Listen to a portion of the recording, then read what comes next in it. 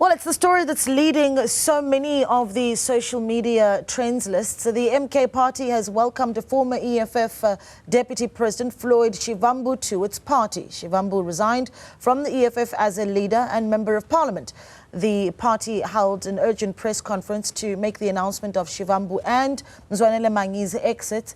EFF president Julius Malema said that Floyd's resignation was like hearing about the death of his mother. Let's make sense of these latest developments in the EFF party. We're joined by political analyst Ebrahim Fakir. Ebrahim, good morning to you. Thank you so much for joining us. Could you have expected the press briefing that we saw take place yesterday? Morning, Naledi, and morning to your viewers. It's kind of unprecedented where if you are resigning, but you are using the platforms and mechanisms and communications channels, the official ones of the party, to actually announce your resignation. I've never seen or heard such a thing. And given what most South Africans, I suspect, would have surmised about the character and nature of the EFF and its leader, it's not something they would have allowed. That someone who's actually leaving the party uses the official organs and channels of the party to actually announce it. But also the nature and character of the cordiality with which it was announced and so on was really quite surprising. Some people I don't know if it's generous or mischaracterized, but they called it as generous and mature. And I'm not sure about that. I think it's all a little bit of farce dressed up as spectacle, which is pretending to be politics. So what do you think is behind it? I mean, the argument that could easily be made by Julius Malema, which he said yesterday in that press briefing as well, is that generally within the EFF, when a party member leaves, they would not accept them back. But in this particular case with Floyd Shivambu, they would welcome him back into the party if he so wished. So what do you think, you use the word farce, what do you think is behind that? Well, I think it's part of this sort of broader, one would call it realignment, but I don't quite want to use the word realignment, but I'm using it for want of a better word, because when you talk about realignment, you're talking about something fundamentally serious, about changes in the social structure of the society.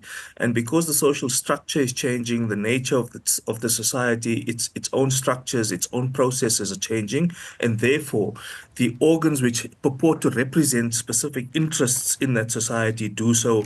And then you have a kind of restructuring and a realignment of the organizations in that society, because they're reflecting the changing dynamics of it, right?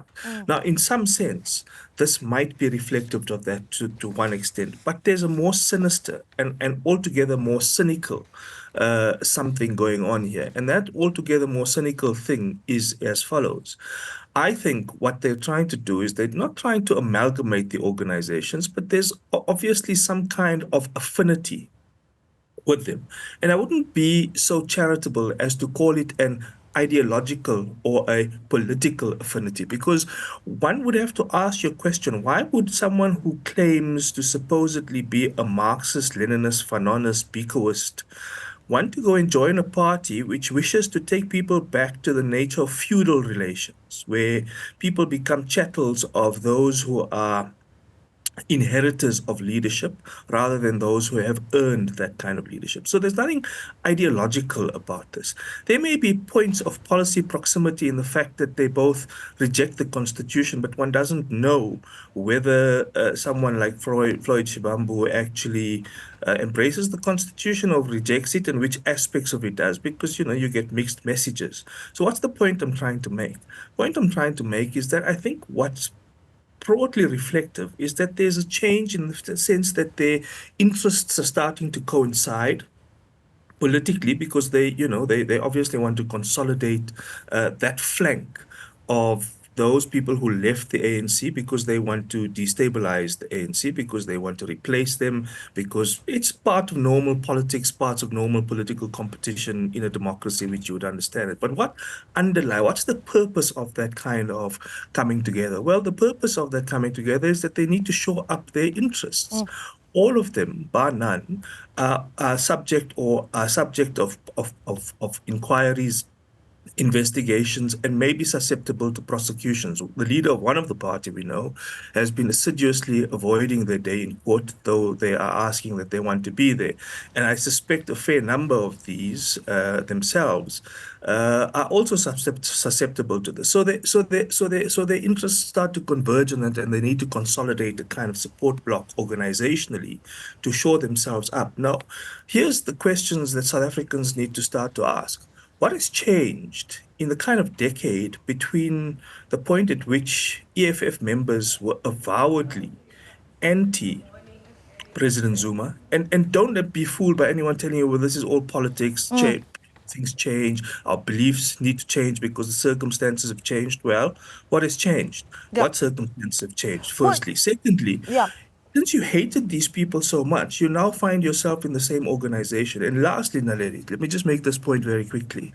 It must beg a belief, and you've got to ask yourself, do these people have any serious political, ideological commitments? Because it would seem to me that one of the crises of politics in South Africa, and crisis of government, by the way, which is translated from politics, is that there is this crisis of belief. People don't actually believe in what they claim or profess to believe.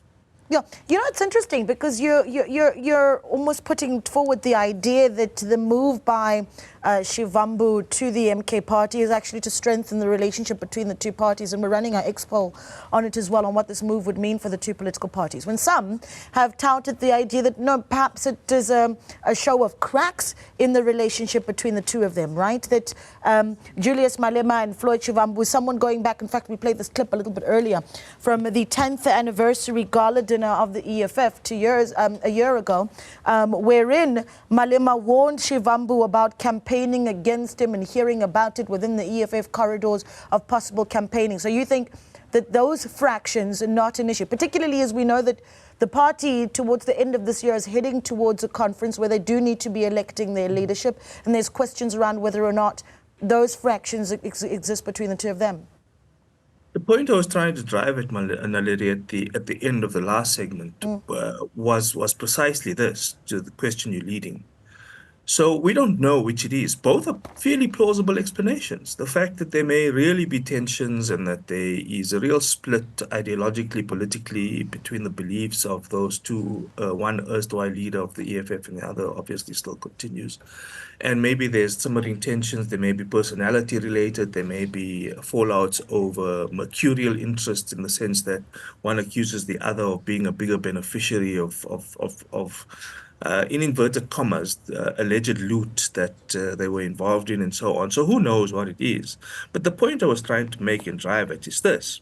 Given the nature and the tenor of the politics that they've prosecuted, both in the party's posture outside, and the movement of the personalities and the members, who knows what is what? Who knows whether it is about the tensions and the ideological fractures or fundamental disbeliefs? Because they still, if you remember the resignation letter, talks about a revolutionary, disciplined decision to leave the party. Yeah. I've never heard such a thing where the resignation is not based on principle, because if this is so revolutionary and disciplined, what's the principle which underlies the decision to move? No one's asked that question or what that reveals. So it must beg a belief that if you take those three things, the personalities who move between the parties, the one who praise the other party, and the fact that you're not sure what they stand for and what they believe, surely it must lead you to the conclusion to ask questions.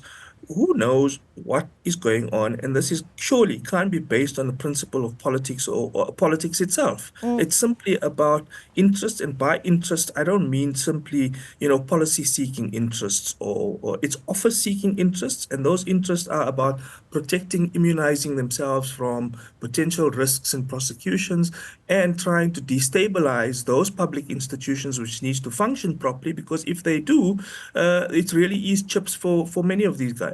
Yeah, there is, of course, a threat of what happens within the MK party. And if you look at just the inner workings of the MK party, the constant leadership changes within the MK party, for instance, and, some asking the question, just how safe is Floyd within the MK party? What do you say to that? Well, we saw just recently the leader of the party, Jacob Zuma, also moving people out of the party, removing MK members of parliament.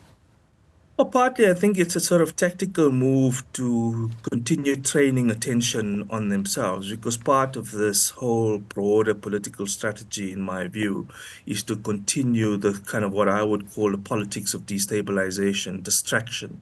So you continue with distraction, you continue with destabilization. Who knows why inside the MK party they have the kind of destabilization they do? I mean, they are only 8, 9, 10 months old, if you want to peg the formation at the time at which people do at the end of 2023 December. But who knows whether this may have been afoot before that? Who knows what kind of discussions may have transpired at the Nkandla Tea Party, and why they have this kind of movement of personalities, one would say, who are avowedly, we love the EFF, we'll never leave, we'll die in the EFF, and yet have now literally joined. And in one instance, a person leaves one party on one day, joins the other party on that very day, and then gets sent to parliament. Now, I can't imagine that there are members of MK party who worked for the party and so on, who are pleased and happy about this. But I think it's part of this sort of, it's a tactic,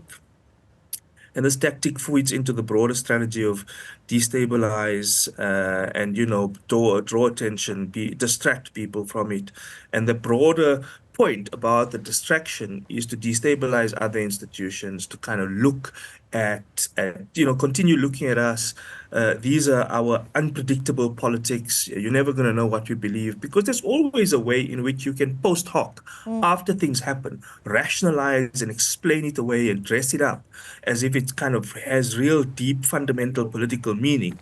Meanwhile, it's just about ensuring that you are getting together with people your interests coincide. And as I say, those interests are not about policy-seeking initiatives. They're not about ideological or political issues, because I can't see any kind of compatibility in that regard. It's merely about protecting your own both mercurial and economic interests, also immunizing yourself from the danger of prosecution. Okay, and you've raised that point a few times. I want to wrap up with this. We earlier were looking at headlines in the newspapers this morning, and I mean so many of them leading with this revelation in that press briefing from yesterday. But the Sowetan really standing out, because that close-up image of Julius Malema, so emotive, right? And the headline even reads in bold, gutted, right? People talking about the emotions behind it, the face of Julius Malema. And I wonder if what we're seeing can be perceived by some, perhaps not by yourself, but if there's some impact to it being perceived as a weaker. Do you think that's a weaker Julius Malema, and what that perception does?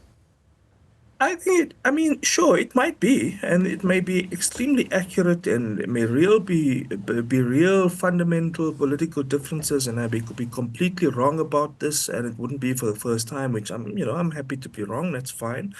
But for me, the question is, how fundamental and serious is this to the realignment, firstly, of our politics? Secondly, what does it mean for resolving many of the society's major ills? Yeah. And here we are talking about the personalities and why they moved from one party to another, and what this means for the one party, when in fact, surely we should be asking, what does this mean for the way in which they prosecute presence in institutions? How will they conduct better oversight? How will they ensure and force greater responsiveness in public institutions? And that responsiveness are to solving the major political policy and other problems of the day. Yep. When in fact, what we're talking about is a complete sideshow and a distraction from what we really should be talking about. Yeah, which is service delivery and the issues that matter most to South Africans. We really appreciate your time.